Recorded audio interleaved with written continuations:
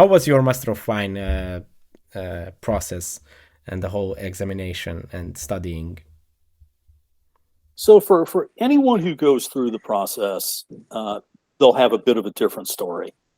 Yeah. And for me, the way I became involved in it, my now ex-wife, and she's not my ex because of the MW program, but she found an article in some magazine, and it's when the Master of Wine program was starting to have much more of Yeah. an international reach. Up to that point, it had been heavily focused in the UK. And she saw this article and she said, I think this could be very interesting for you. And I didn't know much about it, only I vaguely had some Mhm. knowledge of the name, but what it meant, didn't really know. Did a bit of research, and I thought this grabs my interest for a number of reasons. For one, it'll help me to really expand my knowledge base. I thought it would also give me a network of people that could be advantageous. And also, I thought this could be a great way to take the career to some other aspect.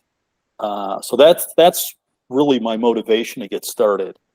When I entered the program, I had a successful business for a number of years, but it's an old saying, but it was a little bit like I was the big fish in a very little pond.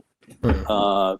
And now getting into the MW program, it's a very different experience. For me, there were times in the MW program it was quite humbling. Of course, there's always setbacks, but I think there was a time not too far into the program I realized that the setbacks were actually motivation to continue on, because I felt like I was progressing, Of and course. after a while, it almost became an obsession. And it was one of these experiences where, in my case, I had a successful business. And there are some things that I just held near and dear as being true. And sometimes you discover that Mm. you're wrong. The most difficult aspect was actually taking concepts that you thought were spot on correct, and you realize, well, there's always exceptions.